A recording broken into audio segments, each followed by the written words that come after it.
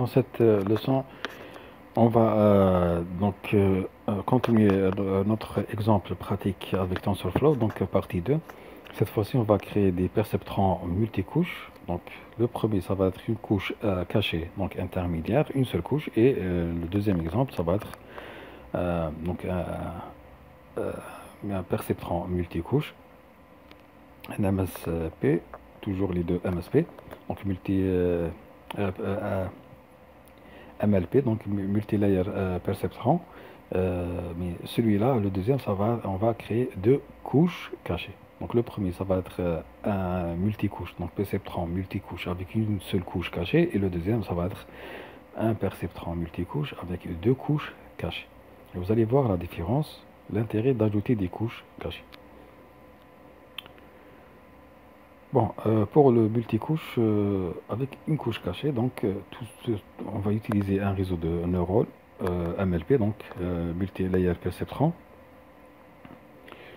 Donc le MLP diffère d'un réseau bien sûr de neurones SLP, donc le single layer perceptron, par le fait qu'il peut avoir une ou plusieurs couches cachées, donc entre la première couche, la couche d'entrée et la couche de sortie.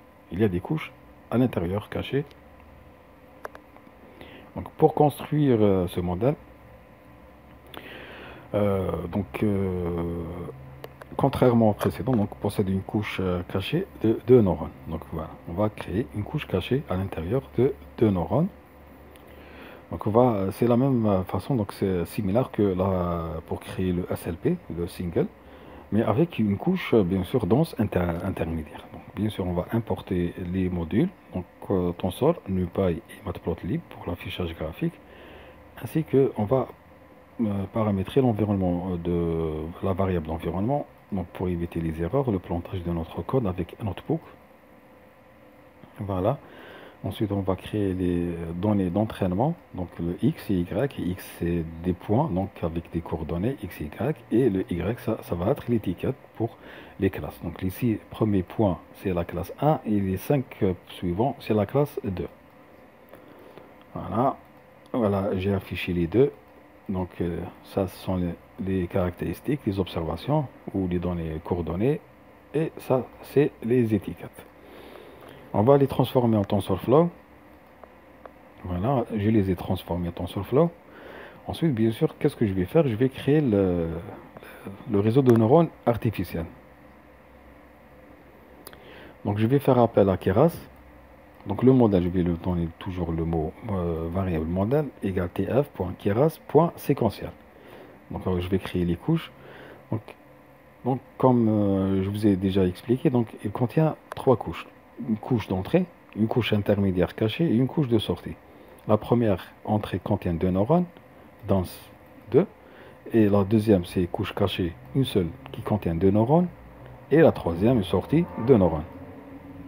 Donc classification binaire.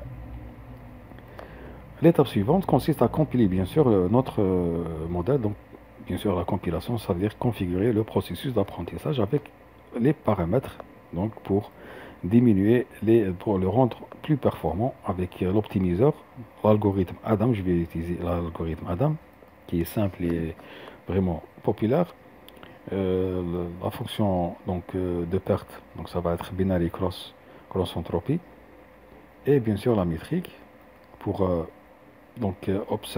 pour faire le suivi de l'avancement de l'apprentissage, ce qui va afficher donc métrique, ce qui va afficher la précision et les pertes. Donc au fur et à mesure que le modèle apprend. Donc je vais exécuter, donc je vais commencer par la création. Voilà. Ensuite je vais exécuter pour la compilation avec les paramètres.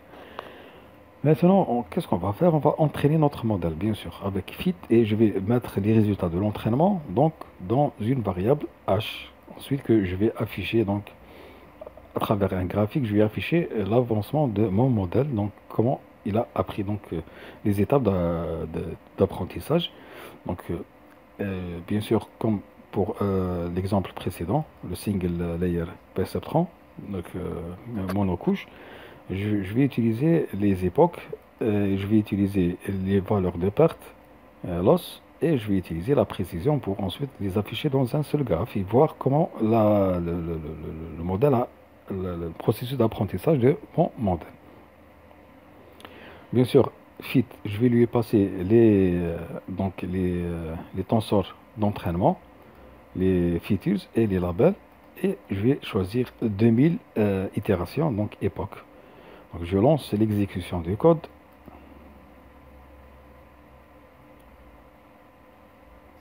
Voilà, donc à la fin de l'entraînement, donc qu'est-ce que je vais faire? Je vais extraire les valeurs de perte, la précision, donc à partir bien sûr de H history, donc loss, et H history accuracy. Donc le H contenait les, les valeurs de chaque itération d'entraînement pendant le processus d'entraînement. Je vais ensuite extraire les étapes, donc les époques, les itérations. Voilà, donc H.époque. Ensuite, qu'est-ce qu'on va faire? On va tout simplement afficher deux graphiques linéaires, donc plot. Donc ces graphiques vont concerner le premier, donc dans l'axe des abscisses, c'est les itérations, et là l'axe des ordonnées, le Y, c'est les pertes, avec un pas de 50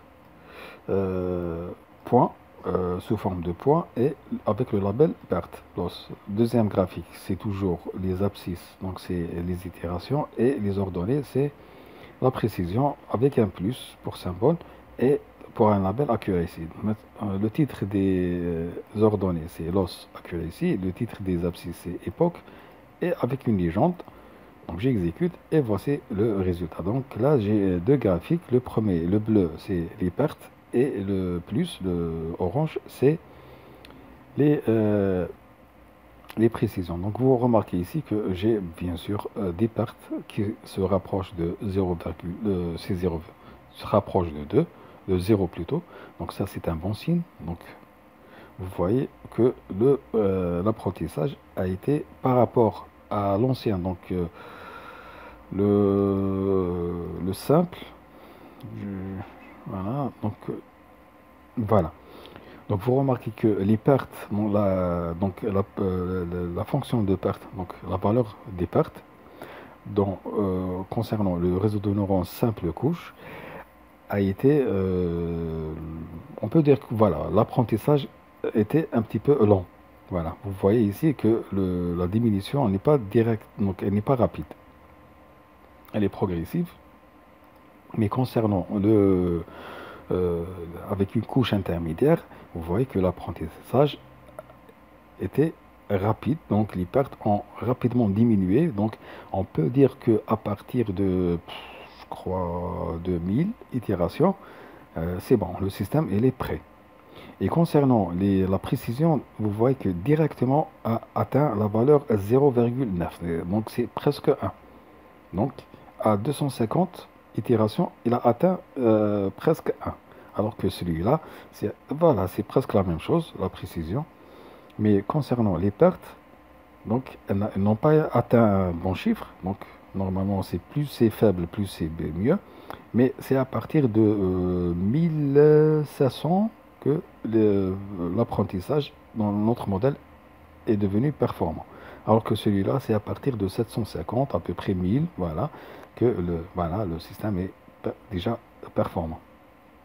Donc, la chute a été rapide concernant les pertes, au contraire de simples couches. Maintenant, on va tout simplement,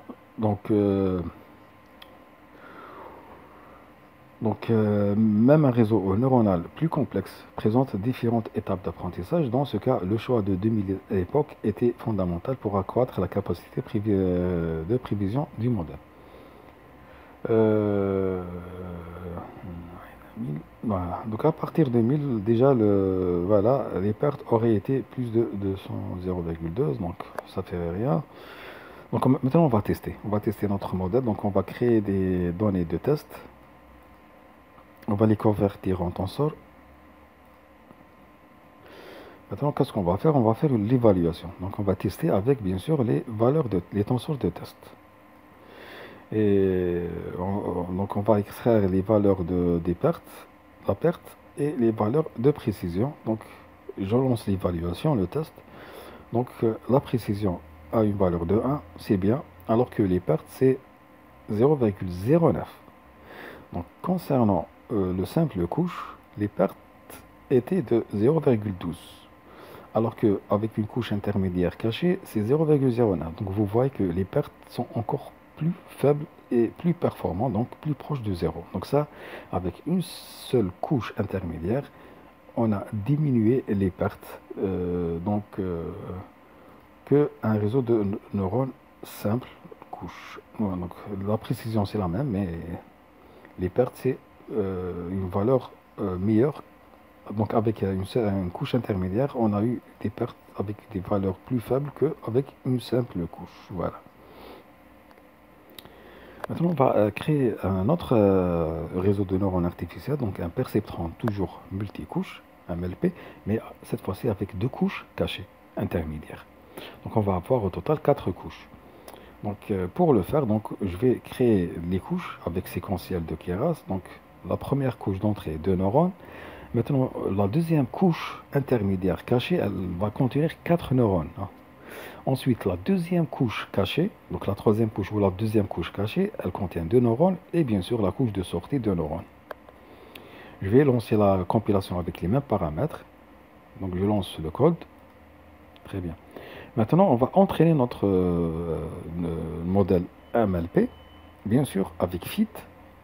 Je vais les sauvegarder dans une autre variable h2 pour history et je vais lui faire passer les tensors pour l'entraînement, toujours avec 200 itérations.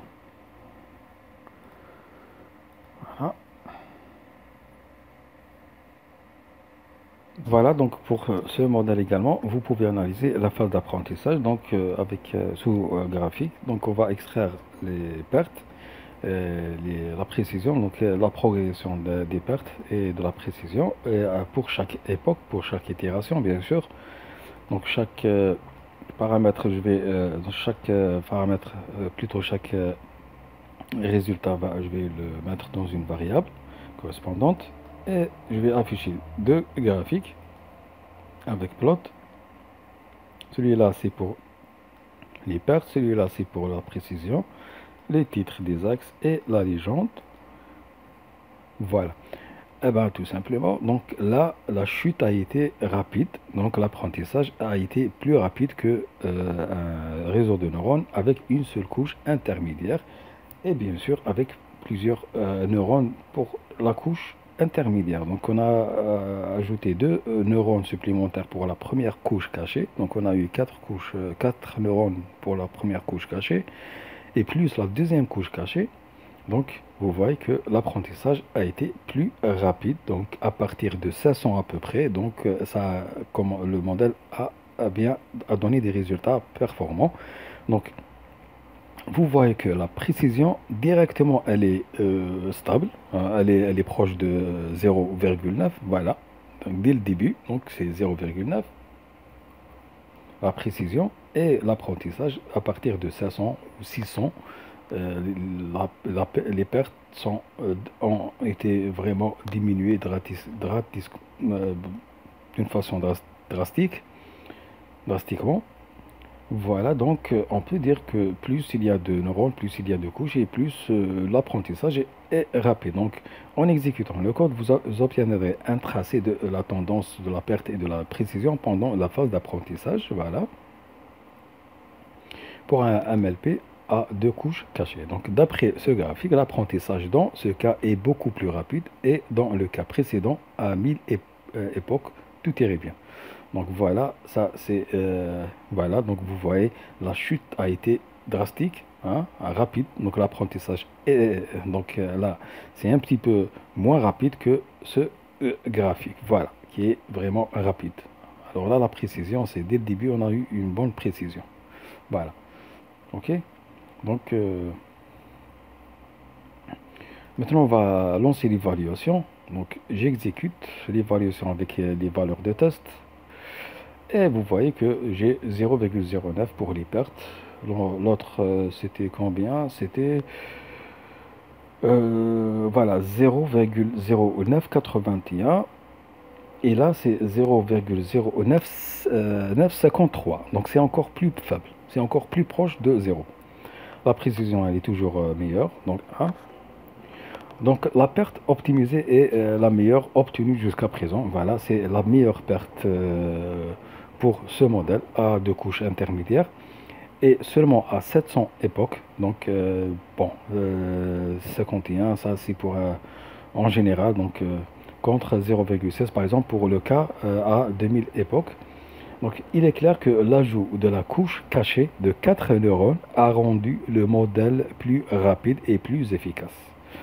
Une conclusion pour ce chapitre, bien sûr, on a terminé le deep learning. Donc dans ce chapitre, vous avez découvert la branche du machine learning qui utilise bien sûr les réseaux de neurones comme structure de calcul, donc les réseaux de neurones artificiels comme structure de calcul appelée deep learning. Vous avez lu un aperçu des concepts de base du deep learning qui impliquent les réseaux de neurones et leur structure. Enfin, grâce à la bibliothèque bien sûr TensorFlow et Keras, vous avez implémenté différents types de réseaux de neurones tels que perceptron monocouche, SLP, et le perceptron multicouche, MLP.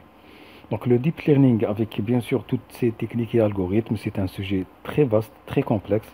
Il est pratiquement impossible de le traiter dans un seul chapitre comme celui-là, mais quand même, cependant, vous êtes maintenant familiarisé avec le deep learning et vous commencez à implémenter des réseaux de neurones plus complexes. Donc ça, c'est une base.